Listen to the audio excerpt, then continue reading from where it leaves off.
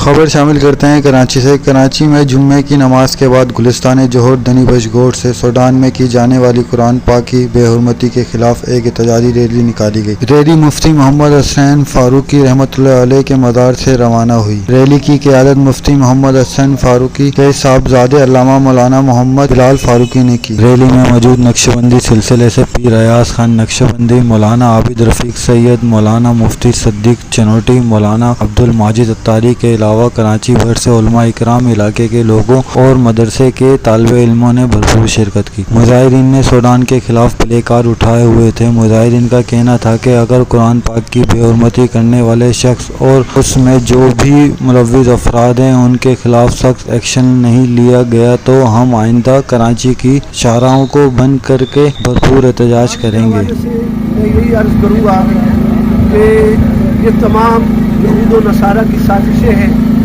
اور وہ لوگ اس دنیا میں مال و دولت کے لیے کس قدر خبی ہو چکے ہیں کہ انہیں انسان اور انسانیت کا کوئی خیال نہیں ہے۔ اور سبحان و تعالیٰ ہمارے علامہ شاہ احمد نورانی صدیقی رحمۃ اللہ علیہ، جن کا مشن پاکستان میں نظام مصطفیٰ تھا، اور ہمارے خادم حسین رضوی رحمۃ اللہ علیہ بابا جان، جنہوں نے ہمیں دوبارہ اس بات پر زندہ کیا۔ اللہ تبارک و تعالی ہم تمام مسلمانوں کو ہمارے بزرگان دین اور ان کی رہنمائی پر نظام مصطفیٰ کی کاوش کرنی چاہیے کہ در حقیقت واحد اور ایک ہی راستہ نظام مصطفیٰ کا ہے کہ جس کے ذریعے ہم پاکستان کو ایک اسلامی ریاست بنا سکتے ہیں۔ اور نہ صرف یہ کہ پاکستان میں مسلمانوں کے لیے بلکہ اقلیتوں کے لیے، کفار و مشرکین کے لیے بھی آسانیاں۔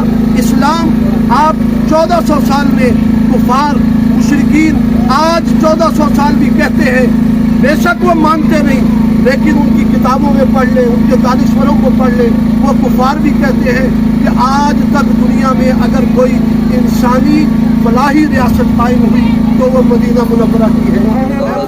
بکمالہ کشفت دجا بجمالہ حسنت جمیع خصالہ صلو علیہ وآلہ۔ مقتل سے اپنی یاری ہے ہر وار پرانا لگتا ہے، مقتل سے اپنی یاری ہے ہر وار پرانا لگتا ہے۔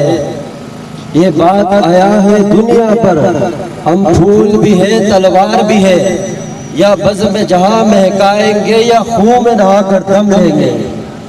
اللہ رب العالمین جو خود بہت غیرت والے ہیں، اور اللہ تعالیٰ کی ذات اتنی غیرت والی ہے کہ اللہ رب العالمین نے جو کلام مجید نازل کیا ہے اس میں جگہ جگہ اللہ تعالیٰ نے غیرت کا درس دیا ہے، مسلمانوں کو ابھارا ہے، کیونکہ مسلمانوں کو طریقہ بتایا ہے کہ زندگی کیسے گزارنی ہے۔